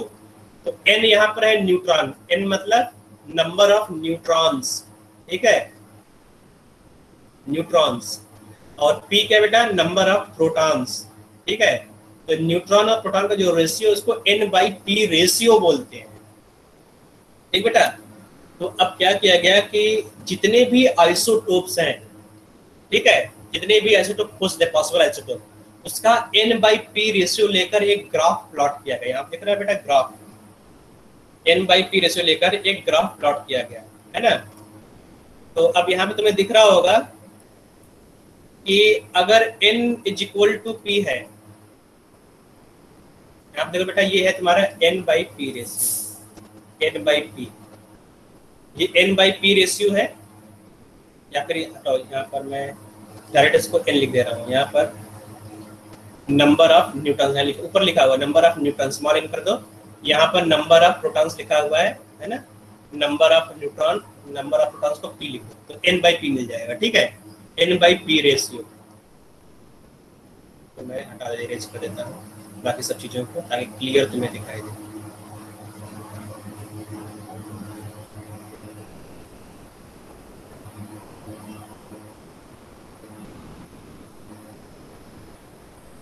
ओके, तो ये n/p रेशियो मतलब यहाँ पर न्यूट्रॉन्स है, यहाँ पर प्रोटॉन्स है। तो यहाँ जीरो मतलब कोई न्यूक्लियस तो होगा नहीं जिसमें प्रोटॉन ही ना हो, है ना। फिर यहाँ पर हाइड्रोजन आएगा 1 प्रोटॉन वाला, फिर हीलियम आएगा 2 प्रोटॉन, फिर ये 20 मतलब 20 किस में होता है, 20 प्रोटॉन्स कैल्शियम में। 40 प्रोटॉन किस में होगा बेटा, है ना, जिसमें नंबर ऑफ प्रोटॉन 40 हो, Z इज इक्वल टू 40 है ना। फिर यहाँ Z इज इक्वल टू 60 है, यहाँ पर 80 है, यहाँ पर 100 है। इस तरह से जो आइसोटोप उसको इस तरह से यहाँ पर अरेंज किया गया। आइसोटोप में जितने न्यूट्रॉन्स है उसको वाइस पर प्लॉट किया गया। तो प्लॉट करने पर इस तरह से आप जो डॉट लाइन, जो ब्लू लाइन दिख रहा है बेटा, ब्लू वाला जो ये ब्लू कलर का लाइन दिख रहा है, ठीक है, इसको बोलते हैं स्टेबिलिटी बेल्ट। जो स्टेबल न्यूक्लियाई है, जो स्टेबल है, जहाँ से अल्फा बीटा पार्टिकल नहीं निकल रहा है बेटा, वो इस कर्व पर, इस रेंज में लाई करता है। यहाँ पे n/p रेशियो उसका इस कर्व पर होता है। इसको स्टेबिलिटी बेल्ट भी बोलते हैं, है ना, या फिर स्टेबिलिटी कर्व भी बोलते हैं, ठीक है। इसको क्या बोलो बेटा, stability curve, stability curve of isotope. Sir ये ब्लू वाले, हाँ, जो ऊपर वाले ब्लैक वाला बेटा, ब्लैक वाले के लिए जो ब्लैक लाइन है वो हाइपोथेटिकल लाइन है, and for black line n is equal to z है, मतलब यहाँ पर जो एंगल है 45 डिग्री होगा, है ना। समझ रहा बेटा, जो ब्लैक वाला लाइन इसको मत देखो, जो ब्लू लाइन दिख रहा है यहाँ पर वो स्टेबिलिटी बेल्ट है, ठीक है।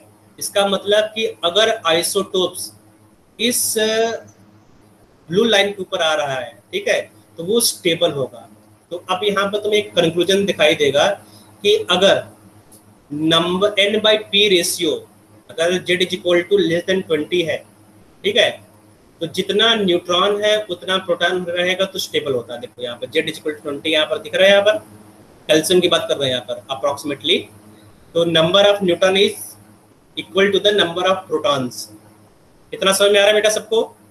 If Z is less than 20, then number of proton is equal to number of neutrons, and all nuclei will be stable. इतना क्लियर है सबको? अगर इतना क्लियर तो आगे चलते हैं, ठीक है। अब देखो बेटा क्या होता है, तुम जैसे जैसे नंबर ऑफ जो एटॉमिक नंबर तुम इंक्रीज कर रहे हो यहाँ पर, मतलब नंबर ऑफ प्रोटॉन को न्यूक्लियस में बढ़ा रहे हो, तो जो n है नंबर ऑफ न्यूट्रॉन, देखो अब यहाँ 40 के लिए देखो, यहाँ पर ये 40 है, तो 40 के लिए जो नंबर ऑफ न्यूट्रॉन्स चाहिए, यहाँ पर देखो स्टेबिलिटी बेल्ट यहाँ पर आ रहा है, 40 के लिए अप्रॉक्सीमेटली 48 न्यूट्रॉन चाहिए, दिख रहा है बेटा। अगर 40 प्रोटॉन है तो 40 प्रोटॉन को स्टेबलाइज करने के लिए 48 न्यूट्रॉन चाहिए, तभी वो स्टेबल होगा। मतलब जो आइसोटोप है इस कर्व के ऊपर आएगा तभी वो स्टेबल होगा। मतलब जो n/p रेशियो यहाँ पर होना चाहिए, है ना। इसका मतलब अगर एटॉमिक नंबर 40 है तो n is equal to p, वो अनस्टेबल होगा। तो अब रीजन क्या है इसका बेटा, इसका रीजन देख लेते हैं। तुम्हें मालूम है न्यूक्लियस एक छोटा सा बेटा होता है, न्यूक्लियस का साइज छोटा होता है। सबको सुनाई दे रहा है मेरा आवाज? Yes sir. ओके, न्यूक्लियस बहुत छोटा बेटा। इसका साइज क्या था न्यूक्लियस का, कौन बताएगा न्यूक्लियस का size? Sir 1/1000 times of the size of 10 raised power minus 15 metre, ठीक है। ये साइज ऑफ न्यूक्लियस होता है, बहुत ही स्मॉल यहाँ पर है साइज। अब यहाँ पर तुमने क्या किया, पॉजिटिवली चार्ज प्रोटॉन को रख दिया। अगर एक प्रोटॉन तो कोई प्रॉब्लम नहीं है, अगर हाइड्रोजन है ना, हाइड्रोजन की बात कर रहे हो तो एक प्रोटॉन होगा हाइड्रोजन में, कोई प्रॉब्लम नहीं, एक प्रोटॉन आराम से घूमेगा यहाँ पर। लेकिन तुम जैसे ही हीलियम पर आओगे, है ना, तो यहाँ पर क्या होता है बेटा, 2 प्रोटॉन आ जाएगा कि नहीं? यहाँ पर इतने छोटे से डिस्टेंस में आ जाएगा पर, इतने छोटे से डिस्टेंस में 2 प्रोटॉन आ गया बेटा यहाँ पर। तो अब यहाँ पर अगर डिस्टेंस कम है, 2 पॉजिटिव चार्ज के बीच में क्या होगा, इलेक्ट्रॉनिक रिपल्सन होगा कि नहीं? इलेक्ट्रॉनिक रिपल्सन होगा ना? Yes sir. इस इलेक्ट्रॉनिक रिपल्सन को बचाने के लिए आप तुम एक वॉल बना दो। अगर एक वॉल यहाँ बना देते हो तो क्या होगा, दोनों प्रोटॉन अलग अलग रहेगा, यहाँ पर कोई इलेक्ट्रॉनिक रिपल्सन नहीं होगा। तो यहाँ पर जो वॉल बनता है वो न्यूट्रॉन का वॉल होता है। न्यूट्रॉन क्या करेगा, इन दोनों को अलग अलग सेपरेट रखता है, दोनों प्रोटॉन को, ठीक है। तो यहाँ पर अगर हीलियम आ गया तो हीलियम में क्या होता है, 2 न्यूट्रॉन होता है, 2 न्यूट्रॉन, एक न्यूट्रॉन यहाँ पर, एक न्यूट्रॉन यहाँ पर, 2 न्यूट्रॉन का एक वॉल बन जाता है।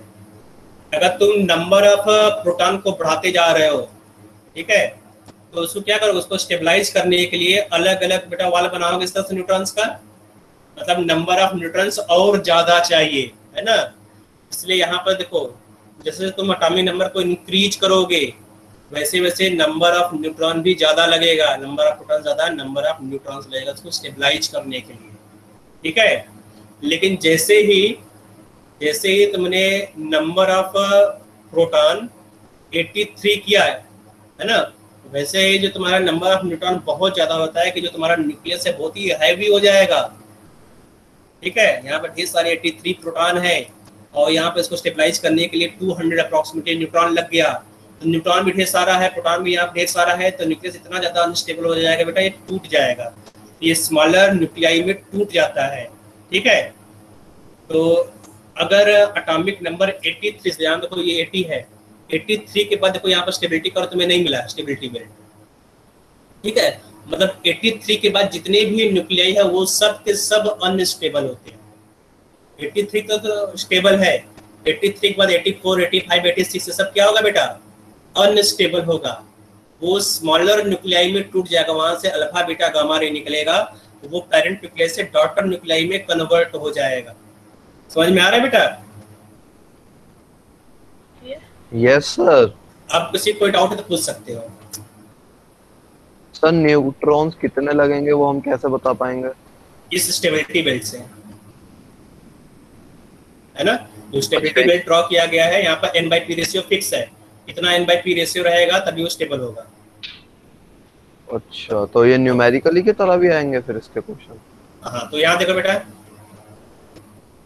द स्टेबल न्यूक्लियाई, देखो नीचे जो लिखा है उसको पढ़ेंगे हम लोग, ठीक है। ऊपर भी देख लेते हैं n/p ratio, except in the case of ordinary hydrogen all other nuclei contains both neutrons and protons. A look at the stable nuclei shown below, सब लिखा गया है, देख ले यहाँ पर, नीचे आ जाओ। The stable nuclei lie within a shaded area which is called region or zone of stability, ठीक है। इस region क्या बोलोगे बेटा, zone of stability. All those nuclei falling outside this zone are invariably radioactive and unstable in nature.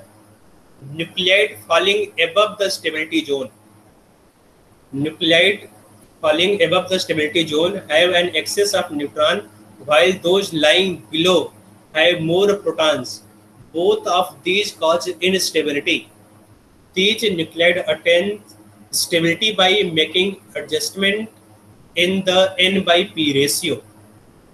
जो n/p ratio बेटा, अगर n/p ratio is equal to 1, all nuclei, है ना, all nuclei up to z is equal to 20 will be stable, ठीक है। Up to, आप लिखोगे up to, तो यहाँ लिखो बेटा अप टू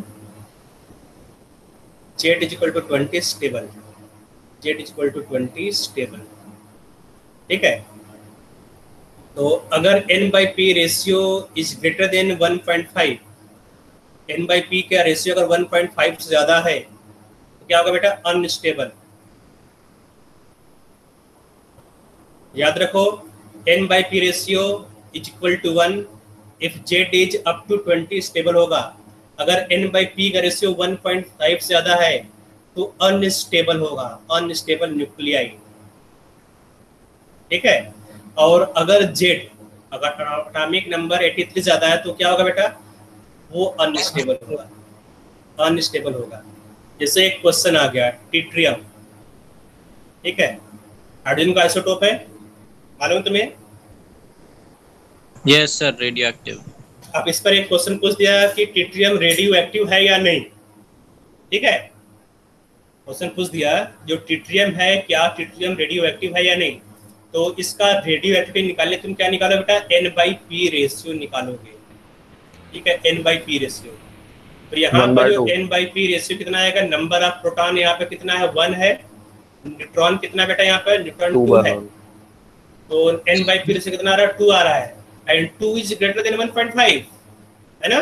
यस इसका मतलब क्या होगा, जो न्यूक्लियाई है वो अनस्टेबल है, इसका मतलब जो ट्रिटियम है वो रेडियो एक्टिव है। ट्रिटियम क्या है बेटा, सर, ये radio active. Beta minus beta plus क्या दे रखा है ग्राफ में? इसको छोड़ो बेटा, बीटा माइनस समझना नहीं चाहिए, ठीक है। बीटा मतलब बीटा इमिशन हो रहा है, बीटा प्लस मतलब पॉजिट्रॉन, बीटा प्लस मतलब पॉजिट्रॉन हुआ, बीटा माइनस मतलब यहाँ पर बीटा पार्टिकल मतलब इलेक्ट्रॉन का इमिशन हो रहा है। बताऊंगा मैं नीचे, ठीक है। इतना मैं बता रहा हूँ उतना समझो तो बेटा, है ना, इतना ही बहुत है अभी। सर इसमें एक और डाउट है, जोन ऑफ स्टेबिलिटी मतलब ये जो मैंने पिंक कलर का सेट बनाया यहाँ पर है ना, यहाँ पर दिख रहा है बेटा, यहाँ पर जोन। तो तो सर अगर कोई न्यूक्लियाई इस रेंज में आ रहा है, इस रेंज में आ रहा है जहाँ पे तुमने कर्व बनाया है, ये ब्लू वाला लाइन दिख रहा है बेटा, इस हाँ। लाइन के ऊपर इसके आसपास अगर आ रहा है तो वो न्यूक्लियाई या फिर वो आइसोटोप क्या होगा, स्टेबल होगा। इसी को बोलते हैं stability zone, zone of stability इसे बोलते हैं, ठीक है। Okay sir. हाँ, सर न्यूक्लाइड्स क्या होता है? न्यूक्लियाइड्स क्या बेटा, सर न्यूक्लाइड्स क्या होता है? कहाँ पे निकाल न्यूक्लियाइड्स, ये वाला न्यूक्लियाई मतलब आइसोटोप्स है ना, मतलब न्यूक्लियस। अब यहाँ पर बेटा हम लोग एटम की बात तो नहीं करते हैं, जैसे अगर हाइड्रोजन की बात करें तो हाइड्रोजन एटम हो जाएगा, तो हाइड्रोजन के 3 आइसोटोप होते हैं, एक होता है प्रोटियम, दूसरा होता है ड्यूटेरियम, दूसरा होता है ट्रिटियम। तो प्रोटियम ड्यूटेरियम ट्रिटियम क्या बेटा, न्यूक्लियाइड्स है, ठीक है। या आइसोटोप उसको बोलोगे, आइसोटोप्स। प्रोटियम ड्यूटेरियम ट्रिटियम क्या बोलोगे, आइसोटोप्स। जो आइसोटोप से बहुत ज्यादा होता है बेटा, अप्रॉक्सीमेटली 1600 आइसोटोप अवेलेबल है, ठीक है। लेकिन अगर तुम एटम की बात करोगे, एटम कितना है बेटा, एटम 180 नहीं है ना, 118 है, लेकिन जो आइसोटोप्स है बहुत ज्यादा, देखो यहाँ पर, ठीक है। तो यहाँ पर आइसोटोप की बात किया, जो यहाँ पे जो कर्व बनाया गया बेटा वो आइसोटोप के लिए ही ड्रॉ किया गया है बेटा। यहाँ पर जो मैंने नंबर दिया उसको नोट कर लिया तुम लोगों ने, n/p = 1, n/p is greater than 1.5 and z is greater than 83। इसके बाद में यहाँ पर जो डिस्क्रिप्शन है भी नोट कर लो बेटा, क्योंकि इस पर जो न्यूमेरिकल आएगा इसको तुम सॉल्व करना पड़ेगा। सर जो मैजिक नंबर वाला फैक्टर है, हाँ सर उसमें प्रोटॉन्स और न्यूट्रॉन्स दोनों को मैजिक नंबर में होना जरूरी है? हाँ बेटा, दोनों को। Okay sir. और किसी कोई डाउट है? सर हमने बीटा इमिशन में देखा था कि न्यूक्लियस से इलेक्ट्रॉन भी निकलता है, तो कैसे इलेक्ट्रॉन कैसे? ये समझ में आ गई यहाँ तक बेटा, यहाँ तक समझ में आ रहा है? Yes sir. चलो अब इसके बाद आगे देखते हैं, ठीक है। आगे लिखा हुआ है मोड ऑफ डीके। अब देखेंगे मोड ऑफ डीके क्या होता है बेटा। तुम्हारा क्वेश्चन मेरे दिमाग में है, ठीक है, घबराओ मत कि सर जवाब नहीं दे रहे हैं, आप चुप हैं, ठीक है। तो माइंड मत करना बेटा, जितना भी तुम क्वेश्चन पूछते हैं मेरे दिमाग में रहता है, मैं उसका जवाब जरूर दूंगा, ठीक है। लेकिन टाइम आने का जो तुम क्वेश्चन पूछ रहे हो वो आगे के क्वेश्चन है, ठीक है। अभी तुम्हारा क्लियर हो जाएगा जो भी क्वेश्चन का। Okay sir. आगे देख लेते हैं बेटा यहाँ पर मोड ऑफ डीके, ठीक है। तो जो डीके यहाँ पर मोड ऑफ डीके वो है 2 यहाँ पर। पहला है अगर n/p स्टेबिलिटी बेल्ट के नीचे है, तुमने कोई एक न्यूक्लियस ले लिया, यहाँ पर तुमने कोई न्यूक्लियाई ले लिया, ठीक है, रेडियोएक्टिव न्यूक्लियाई है, और यहाँ तुमने n/p रेशियो निकाला, ठीक है। तुमने एक एलिमेंट ले लिया, यहाँ पर 20, यहाँ पर 46 ले लिया, यहाँ पर इस तरह से है, और इसका तुमने n/p रेशियो निकाला। और जो n/p रेशियो है तुम उसको देख रहे हो, क्या वो स्टेबिलिटी बेल्ट के ऊपर है या स्टेबिलिटी बेल्ट के नीचे, इसको तुम आइडेंटिफाई करो, ठीक है। समझ आ रहा है बेटा? क्या कर रही है बेटा तो फोटो में अपने में ले लूंगा। माइक बेटा ऑफ करके बात करो घर पर, ठीक है। ओके, यहाँ देखो, ध्यान से देखो बेटा, n/p मोड ऑफ डीके को यहाँ पर देखो, ये मोड ऑफ डीके क्या होता है। तो यहाँ पर मैं स्टेबिलिटी बेल्ट में दोबारा ड्रॉ कर रहा हूँ, ठीक है। तो यहाँ पर नंबर ऑफ न्यूट्रॉन हो गया, नंबर ऑफ प्रोटॉन हो गया। स्टेबिलिटी बेल्ट की बात कर रहे हो तो यहाँ पर मैंने स्टेबिलिटी बेल्ट बना दिया, ठीक है। ये स्टेबिलिटी बेल्ट इस तरह से है, ये स्टेबिलिटी बेल्ट है, ठीक है। और ये हो गया n = p, n = p line, ठीक है। और ये तुम्हारा क्या है बेटा, स्टेबिलिटी बेल्ट, ये तुम्हारा स्टेबिलिटी बेल्ट है, स्टेबिलिटी जोन है ना, जो तुमने लिखा था ऊपर, स्टेबिलिटी जोन। मतलब कि अगर न्यूक्लियाई इस बेल्ट के ऊपर है तो स्टेबल होगा, अगर इस बेल्ट के नीचे है तो क्या होगा, अनस्टेबल। तो मैं n=p लाइन को हटा देता हूँ यहाँ, कंफ्यूजन ना हो। तो अगर न्यूक्लियाई इस बेल्ट के ऊपर है तो बेटा स्टेबल होगा, अगर इस बेल्ट के नीचे है तो अनस्टेबल होगा। तो क्लियर है, किसी कोई डाउट नहीं है? Yes sir. No sir. तुमने क्या किया, n/p निकाला और उसको प्लॉट किया। n/p वैल्यू इस कर्व के ऊपर लाई कर रहा है तो स्टेबल होगा, नहीं तो अनस्टेबल। अब तुमने एक न्यूक्लियस ले लिया बेटा, है ना, और उस न्यूक्लियस के लिए केस 1 आ रहा है। केस 1 मतलब n/p is below the stability belt. उसके लिए तुमने जो n/p रेशियो निकाला वो यहाँ पर आ गया, ठीक है, n/p रेशियो यहाँ पर आ रहा है, ठीक है। तो n/p क्या बेटा, इस स्टेबिलिटी बेल्ट के नीचे है। इसका मतलब क्या हुआ, इसका मतलब ये हुआ बेटा जो n/p रेशियो है वो कम है, लो वैल्यू है बेटा, लो n/p रेशियो, ठीक है। इसका मतलब इस न्यूक्लियाई के लिए n/p को इंक्रीज करना पड़ेगा, तभी ये स्टेबिलिटी बेल्ट पर जाएगा। तुमने यहाँ पर क्या किया बेटा, एक न्यूक्लियस लिया, उस न्यूक्लियस का n/p रेशियो निकाला और n/p रेशियो इस स्टेबिलिटी बेल्ट के नीचे आ रहा है, ठीक है।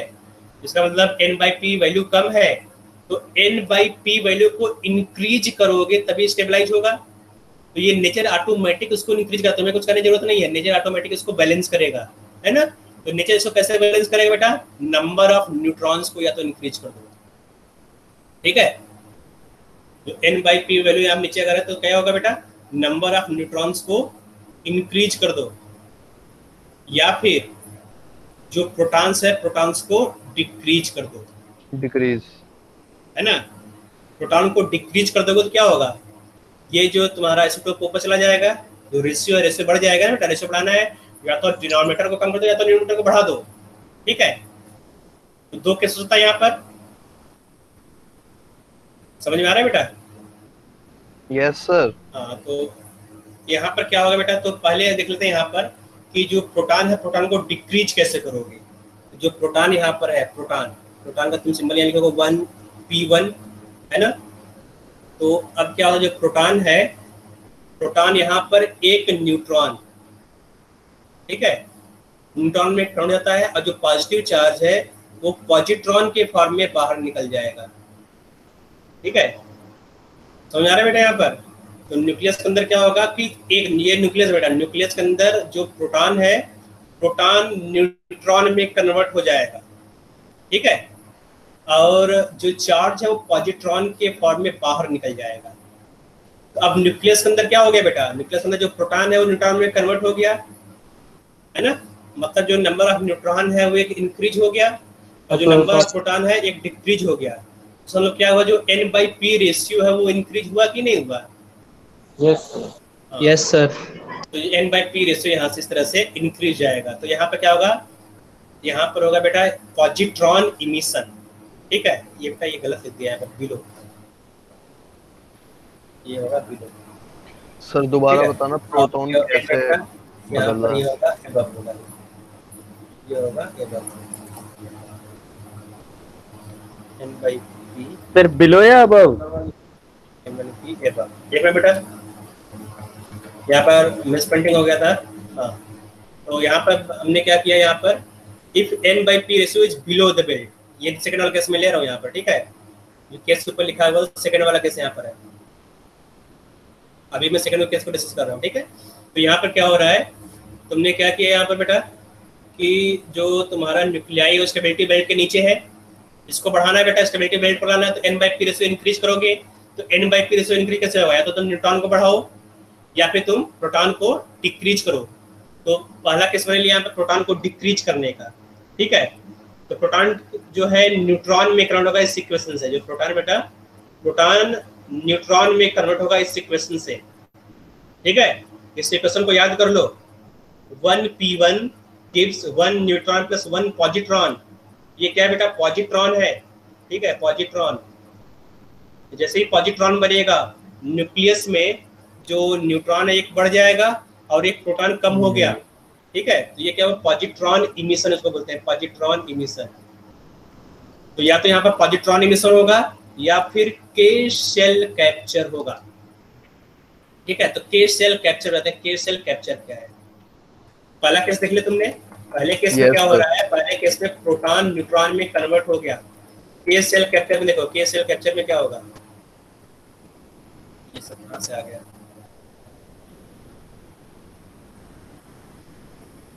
K cell capture. तो के सेल तुम्हें मालूम है, K shell, L shell, M shell, है ना, एटम में जो अलग अलग सेल होता है मालूम है बेटा, है ना। ये न्यूक्लियस अगर है, न्यूक्लियस के जो पास वाला सेल होता है उसको के सेल बोलते हैं। इससे जो दूर वाला सेल है उसको क्या बोलोगे, के बाद क्या होता है, एल, एम एल के एन। बाद एम, है ना। तो इन सब सेल में क्या होता है, इलेक्ट्रॉन, ठीक है, के सेल में इलेक्ट्रॉन होगा, एल एम इलेक्ट्रॉन होगा। तो अब यहाँ पर देखो N/P रेशियो कम है, ठीक है, मतलब प्रोटॉन्स न्यूक्लियस में ज्यादा है, प्रोटॉन को कन्वर्ट करना है न्यूट्रॉन में, है ना, प्रोटॉन न्यूक्लियस में ज्यादा है, अगर प्रोटॉन न्यूक्लियस ज्यादा है तो प्लस वैल्यू ज्यादा होगा, यहाँ पे जो प्लस चार्ज ज्यादा होगा न्यूक्लियस में, जो प्लस चार्ज ज्यादा है तो क्या करेगा कि इस इलेक्ट्रॉन को कैप्चर कर लेगा, जो प्रोटॉन है ना, ये प्रोटॉन इलेक्ट्रॉन को कैप्चर कर लेगा, जो केयर सेल इलेक्ट्रॉन को कैप्चर कर लेता है, यहाँ से खींच लेगा अपने न्यूक्लियस के अंदर इस इलेक्ट्रॉन को, प्रोटॉन। अगर ये इलेक्ट्रॉन न्यूक्लियस में चला गया तो अब जो प्रोटॉन क्या बना लेगा बेटा, प्रोटॉन बना लेगा, देखो -1 + 1 क्या होगा, 0 हो जाएगा, और मास नंबर क्या है 1, ठीक है, मतलब एक प्रोटॉन न्यूट्रॉन में कन्वर्ट हो जाएगा, इसको के कैप्चर बोलते हैं, के सेल कैप्चर बोलते हैं, मैंने ऊपर भी बताया था। देखो यहाँ पर है इलेक्ट्रॉन कैप्चर, जो प्रोटॉन है इलेक्ट्रॉन को कैप्चर करके न्यूट्रॉन में कन्वर्ट हो जाएगा। यहाँ पर जो N/Z है वो टू स्मॉल, अगर हो तो जो N/Z वैल्यू है लो है, देखो यहाँ मैंने बताया N/P value is low, yes sir. ठीक है।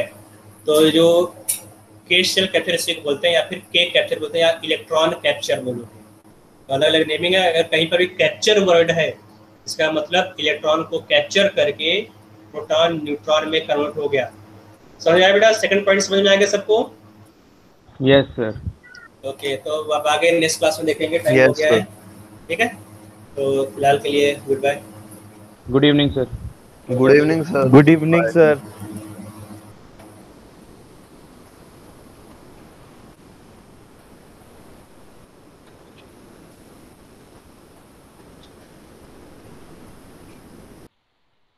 लीव किधर से करने की है?